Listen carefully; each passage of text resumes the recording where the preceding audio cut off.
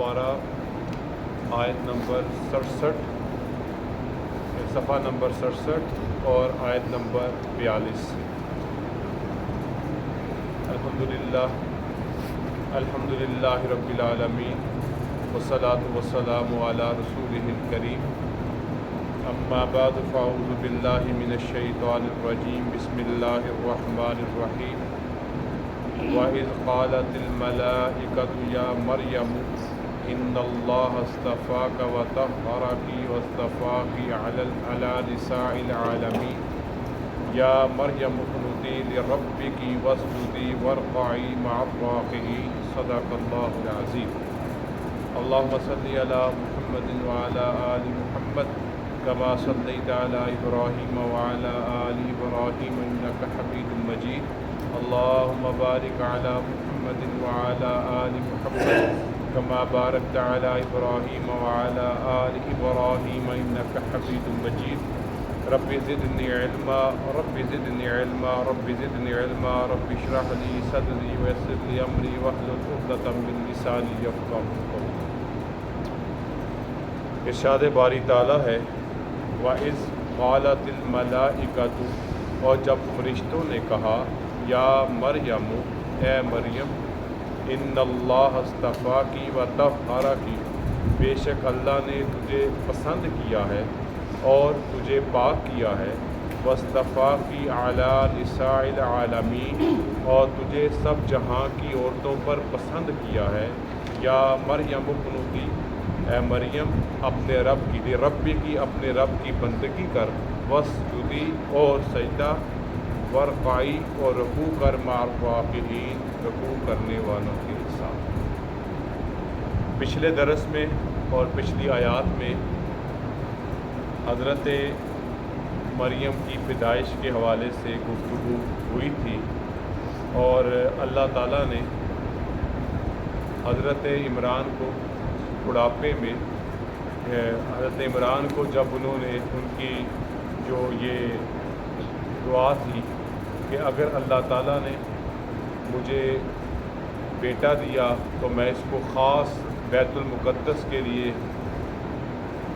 مقرر کروں گا، اللہ تعالیٰ نے حضرت مریم کی صورت میں ان کو بیٹی عطا کی، اور انہی کو وہاں پر مخصوص کر دیا گیا بیت المقدس میں اللہ کی عبادت کے لیے۔ اور حضرت عمران حضرت مریم کی پیدائش سے پہلے ہی دنیا سے رخصت ہو گئے، اور پھر ان کی پرورش کی ذمہ داری ان کے خالو حضرت زکریا علیہ السلام کے ذمہ آئی۔ حضرت زکریا علیہ السلام جہاں پر حضرت مریم کا کمرہ مخصوص تھا، وہاں جب کبھی بھی جاتے تو وہاں پر بے موسمی پھل موجود ہوتے، اور ان سے انہوں نے پوچھا کہ اے مریم یہ کہاں سے؟ تو انہوں نے کہا کہ یہ صرف میرے رب کی طرف سے ہیں، اور اللہ جس کو رزق دیتا ہے بے حساب دیتا ہے۔ اور یہیں پر زکریا نے اپنے لیے اولاد کی دعا مانگی۔ تو بہرحال ان آیات میں جو آگے آ رہی ہیں، حضرت مریم کو حضرت عیسیٰ علیہ السلام کی پیدائش کی خوشخبری دی جا رہی ہے، اور اس کے ساتھ ساتھ حضرت مریم کے مقام، مرتبے، طہارت اور عورتوں پر ان کی عظمت کو بیان کیا جا رہا ہے، اور مخاطب ہو رہے ہیں اللہ کی طرف سے بھیجے گئے فرشتے۔ اب یہاں پہ سب سے پہلا ایک سوال پیدا ہوتا ہے کہ کیا فرشتہ غیر نبی سے بھی کلام کر سکتا ہے کہ نہیں؟ کر سکتا ہے، ضروری نہیں کہ صرف فرشتہ نبی سے ہی کلام کرے، جیسے کہ یہاں پر حضرت مریم اللہ کی نبیہ نہیں ہے لیکن فرشتے ان سے کلام کر رہے ہیں۔ ایسے ہی حضرت موسیٰ علیہ السلام کی والدہ سے بھی فرشتوں نے کلام کیا تھا، جب کہ وہ بھی نبیہ نہیں تھی، اور اس طرح کی بہت سی مثالیں صالحین کی طرف منسوب ہیں کہ جب اللہ کے فرشتوں نے اللہ کے حکم سے ان سے مخصوص کلام کیا۔ جو وحی کا کلام ہے، جو وحی کا نزول ہے، وہ خاص ہے کن کے ساتھ؟ انبیاء کے ساتھ، مرسلین کے ساتھ، رسولوں کے ساتھ، اور اس کے لیے مختص ہیں حضرت جبرائیل امین، جن کا کام ہی یہ ہے کہ اللہ تعالیٰ اور وہ فرشتوں کے سردار بھی ہیں جن کا کام یہ مختص ہے کہ وہ اللہ کا پیغام اللہ کے رسولوں کے پاس لے کے آتے ہیں تاکہ وہ اس پیغام کو انسانوں تک پہنچائیں۔ یہاں پر وَإِذْ قَالَتِ الْمَلَائِكَةُ، اور جب فرشتوں نے کہا، مطلقاً کوئی تخصیص نہیں کہی کی گئی کہ یہ کون سے، کوئی ایک فرشتہ تھا، دو تھے، مخصوص کون سے تھے۔ یہ فرشتوں نے مخاطب ہو کر حضرت مریم علیہ السلام کو چند خوشخبریاں دیں، ان میں سے یا مریم، اے مریم، ان اللہ اصطفاکی، بے شک اللہ نے تجھے پسند کیا، یعنی تو اللہ کی چنیدہ ہے، اللہ کی پسندیدہ ہے۔ یہاں پر نبی محترم صلی اللہ علیہ وسلم کا ایک ارشاد مبارک مفہوم ہے کہ جب اللہ تعالیٰ کسی کے لیے پسندیدگی کا اعلان فرماتے ہیں تو ساتویں آسمان سے اعلان شروع ہوتا ہے اور آسمان دنیا تک یہ اعلان چلتا ہے کہ اللہ تعالیٰ نے فلاں ابن فلاں کو پسند کر لیا اور اس سے عزتوں سے نوازا، اور یہ ایسی عزتیں ہیں جن کو کوئی بھی انسانوں کا گروہ، انسانوں کی جماعت اس عزت کو چھین نہیں سکتی۔ اسی طرح جب اللہ تعالیٰ کسی کے لیے ذلتوں کا اعلان کرتے ہیں، یہی اعلان ساتویں آسمان سے چلتا چلتا آسمان دنیا تک پہنچتا ہے اور فلاں ابن فلاں کے لیے ذلت مقرر کر دی جاتی ہے، اور دنیا ساری مل بھی جائے تو اس کی ذلت کو عزت میں تبدیل نہیں کر سکتی۔ یہاں پر اللہ تعالیٰ اپنے فرشتوں کے ذریعے سے حضرت مریم کو ان اللہ اصطفیٰ کی پہلا پیغام، پہلا انتخاب کہ آپ اللہ کی پسندیدہ ہیں۔ دوسری بات وطہرہ کی، اور اللہ نے آپ کو پاک بھی رکھا، ہر بری نظر سے پاک رکھا، ہر برے عمل سے پاک رکھا، اور ہر ایسی گندگی سے پاک رکھا۔ یہاں پر اللہ تعالیٰ اپنے فرشتوں کے ذریعے سے حضرت مریم کو ان اللہ اصطفیٰ کی پہلا پیغام، پہلا انتخاب کہ آپ اللہ کی پسندیدہ ہیں۔ دوسری بات وطہرہ کی، اور اللہ نے آپ کو پاک بھی رکھا، ہر بری نظر سے پاک رکھا، ہر برے عمل سے پاک رکھا، اور ہر ایسی گندگی سے پاک رکھا جس سے عورتوں کا پاک رہنا ان کی عظمت کی دلیل ہے۔ ان کی پاک دامنی، عورت کی خوبیوں میں سے سب سے بڑی خوبی اس کی پاک دامنی کہ وہ اپنے جسم کی، اپنے آپ کی حفاظت کرے، اور یہ مقام اللہ تعالیٰ نے تمام پاکیزہ عورتوں کو عطا فرمایا، اور ان میں ممتاز حیثیت حاصل ہے حضرت مریم کو بھی۔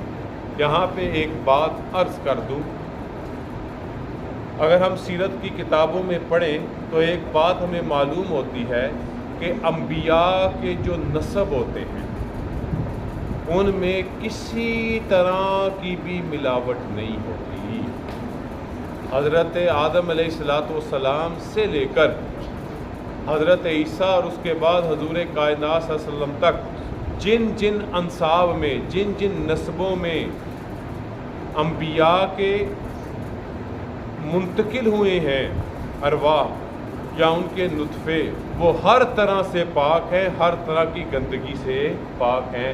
اور یہاں پر حضرت عیسیٰ علیہ السلام کی چونکہ حضرت مریم سے پیدائش ہونی تھی اور پیدائش بھی ایک الگ طریقے سے ہونی تھی، تو لہٰذا اللہ نے بطور خاص حضرت مریم کی پاکیزگی کا اعلان فرمایا اپنے فرشتوں کے ذریعے سے۔ اور تیسری بات فرشتوں نے فرمائی اللہ کا پیغام وصطفیٰ کی اعلیٰ نساء العالمین، اور اللہ نے آپ کو صرف پسندیدہ نہیں جہان کی تمام عورتوں پر پسند کیا ہے، یعنی کہ آپ کی پسندیدگی تمام جہان کی عورتوں میں سب سے ممتاز حیثیت رکھتی۔ اب اللہ نے 3 اعلان فرما دیے، اور آگے اللہ تعالیٰ نے حضرت مریم کے لیے 3 حکم بھی فرما دیے۔ پہلا حکم یا مریم، اے مریم، اقنتی لربکی، اپنے رب کی بندگی اختیار کر، اپنی رب کے سامنے جھک جا، تیرا مقام اور مرتبہ یہ ہے کہ تو اپنی رب کی بندی بن کے رہے۔ دوسرا حکم वस्जुदी, और तू सजदा कर। नमाज की इबादतों में से सबसे वो इबादत जिसमें इंसान के अक्सर आज़ा जिस्म के साथ ज़मीन के साथ पेवस्त होते हैं, वो इंसान का सजदा है। मैंने किसी जुमे में भी ये बात अर्ज़ की थी, तो आज सजदे के हवाले से बात आ गई, खुसूसन अपने तलबा को, खुसूसन मेरे लिए, खुसूसन हमारे आइमा कराम के लिए। हम जब नमाज़ पढ़ें और जब सजदे की हालत में हो, तो अमूमन ये देखा गया है कि सजदे में हम अपने पाँव को उठा लें। ये बड़ी कमज़ोरी है, बल्कि फुक़हा ने यहाँ तक फरमाया कि अगर सजदे में एक लम्हा भी अगर पाँव उठे ही रहें, एक लम्हा भी ज़मीन पर ना लगे, यानी इतनी गुंजाइश दीजिए लगने चाहिए, चाहे एक लम्हा ही लगे। अगर मुस्तकिल उठे रहे तो वो सजदा नहीं होता, और जब सजदा फ़र्ज़ है नहीं होता तो नमाज भी नहीं होती। हम लोगों को जो अपना दीनी रुझान रखते हैं और अपनी निस्बत दीनदारी की तरफ करते हैं, हमें अपने सजदे में जो सुन्नत और मुस्तहब अमल ये है कि अपनी उंगलियों को इस तरह से दबाएं कि वो सजदे में उंगलियां भी किबला रू होनी चाहिए। इसका हमें इहतमाम करना चाहिए। बहुत ज़्यादा कमज़ोरी हमारे तालिब इल्मों में पाई जाती है, जब इनके पीछे खड़ा हुआ जाए तो अंदाज़ा हो जाता है। वरक़ाई मार राकीन, और रुकू करने वालों के साथ रुकू कर। ये अल्लाह ताला ने 3 हुक्म हज़रत मरियम को इनायत फरमाए, और फिर फरमाया ज़ालिका मिन अंबाइल ग़ैबी, ये गैब की ख़बरें हैं। हमने जो कुछ आपसे मुखातब हुआ ये अल्लाह की तरफ से आने वाला पैगाम, गैब की तरफ से आने वाला पैगाम है। नूही इलैका, हम आपको बज़रिया इतला देते हैं, यानी नबी अलैहिस्सलाम से इरशाद फरमाया जा रहा है कि हम आपको गैब की खबर दे रहे हैं। मैं इसमें कोई ज़्यादा ऐसी बात नहीं कहूँगा जो काबिले झगड़ा हो जाए। इससे हमें यही बात समझ आ रही है कि अल्लाह ताला ने अपने हबीब को उन ख़बरों के बारे में भी आगाह किया जिनकी ख़बरों का पहले आपको इल्म नहीं था, लेकिन ऐसी ऐसी ख़बरें बता दी कि कुल कायनात का इल्म एक तरफ हो जाए। हजूर अकरम सल्लल्लाहु अलैहि वसल्लम का इल्म तब भी बढ़ा हुआ है, लेकिन अल्लाह के इल्म से बढ़ा हुआ नहीं। ज़ालिका मिन अंबाइल ग़ैबि नूहीही इलैका, ऐ पैगम्बर सल्लल्लाहु अलैहि वसल्लम, हम आपको गैब की खबरें बज़रिया वही इतला कर रहे हैं। वमा कुन्त लदैहिम, आप उनके पास नहीं थे। किससे मुखातब अल्लाह ताला? नबी मोहतरम। जो हमारे यहाँ एक अकीदा है हाज़र नाज़र का कि अल्लाह के नबी हर जगह मौजूद होते हैं, ये उसकी नफ़ी कर रहा है। ये ख़ासियत सिर्फ़ अल्लाह ताला है। यहाँ पर एक हदीस इस अकीदे की, सही अकीदे के मुआवन के तौर पर नबी करीम सल्लल्लाहु अलैहि वसल्लम ने इरशाद फरमाया, जब मेरे रोज़ा अतहर पर दरूद पढ़ा जाता है मैं ख़ुद सुनता हूँ, और जो दरूद दूसरी जगह पढ़ा जाता है वो मुझ तक पहुँचाया जाता है। फरिश्तों की एक मखसूस जमात जिसकी ज़िम्मेदारी ही ये है कि हम पढ़ते हैं सल्लल्लाहु अलैहि वसल्लम, वो फौरी तौर पर हमारा ये पढ़ा हुआ दरूद नबी अकरम सल्लल्लाहु अलैहि वसल्लम की खिदमत में पेश करते हैं, यहाँ से लेकर वहाँ पर। ये अल्लाह का निज़ाम है। आप कहेंगे मुझे जाने के लिए तो 5 घंटे लगते हैं, ये अल्लाह के फरिश्ते हैं, इनके लिए इस तरह की मुसाफतें कोई माना नहीं रखते, क्योंकि अल्लाह ताला ने जिन फरिश्तों की जो ड्यूटियाँ लगाई हैं उनको उसके मुताबिक उतनी ही ताकत भी इनायत की है।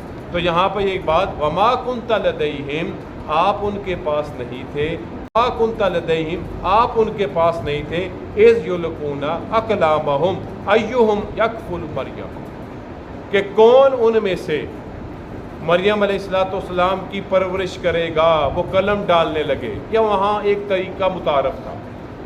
अब तमाम रिश्तेदार, क्योंकि वालिद तो फौत हो चुके थे, तमाम रिश्तेदार ख्वाहिशमंद थे। यकीनन उनके दिल में अल्लाह ने बात डाली होगी कि जो हज़रत मरियम की परवरिश करेगा ये बड़ी मुमताज़ हैसियत होगी उसकी, उसका बड़ा नाम होगा।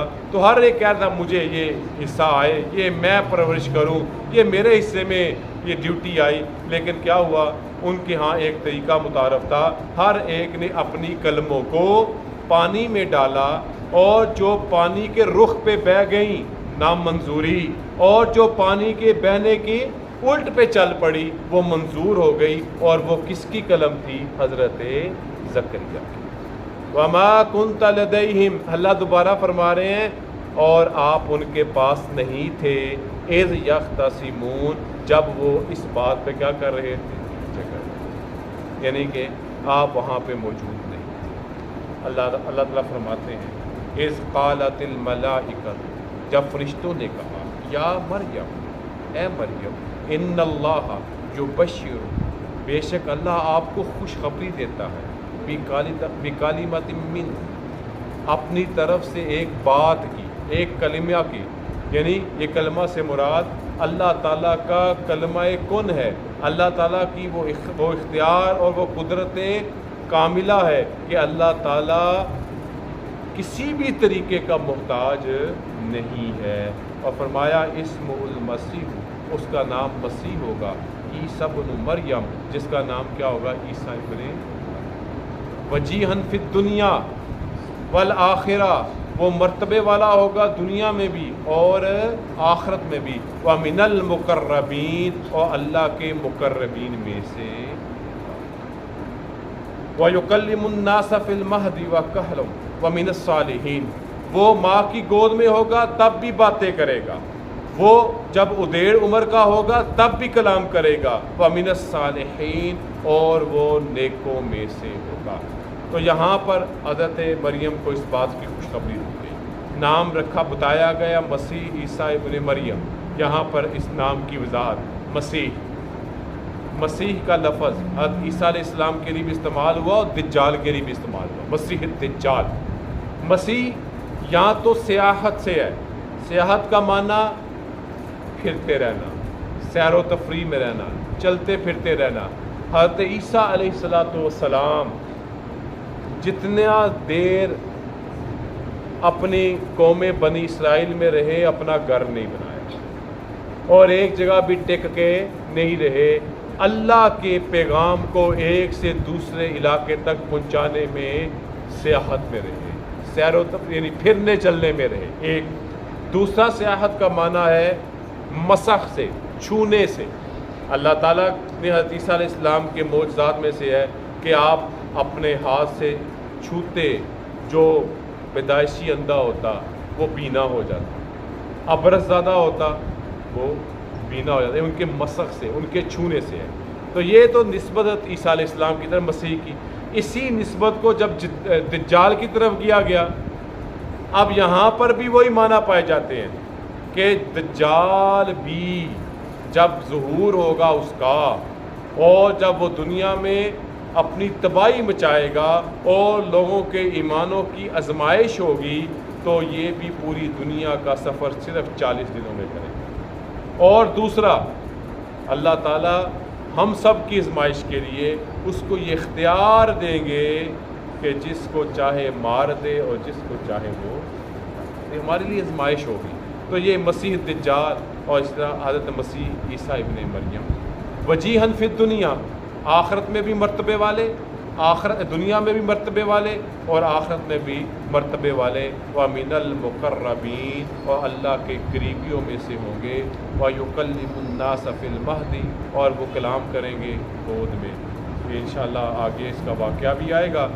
حضرت عیسیٰ علیہ السلام کے علاوہ بھی چند بچے ہیں جو بچپن میں پنگوڑے میں جنہوں نے کلام کیا، آئندہ درس میں اس کی تفصیلات ہوں گی، وَكَهْلًا، اور بڑھاپ ادیر عمر میں بھی۔ حالانکہ عیسیٰ علیہ السلام تو بالکل جوانی میں آسمانوں کی طرف اٹھا لیے گئے، تو اس کہل سے کیا مراد ہے؟ تو علماء اس بات کو بیان کرتے ہیں، مفسرین، جیسے آگے بھی تفصیل آئے گی کہ عیسیٰ علیہ السلام دوبارہ دنیا میں تشریف لائیں گے اور پھر وہ ادیڑ عمر میں اس امت سے مخاطب ہوں گے، وَمِنَ الصَّالِحِينَ، اس کی تفصیلات بھی انشاءاللہ اپنے مقام پہ آئیں گی، وَمِنَ الصَّالِحِينَ، اور وہ نیک لوگوں میں سے ہوں گے۔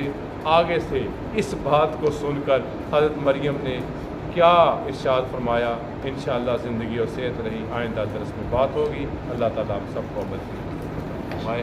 الحمدللہ رب العالمین۔ والصلاة والسلام على رسوله الكريم ربنا آتنا في الدنيا حسنة وفي الآخرة حسنة وقنا عذاب النار ربنا اغفر لنا وارحمنا وأنت مولانا فانصرنا على القوم الكافرين اللهم إنا نسألك علما نافعا ورزقا واسعا وشفاء من كل داء وصلى الله تعالى على خير خلقه محمد وعلى آله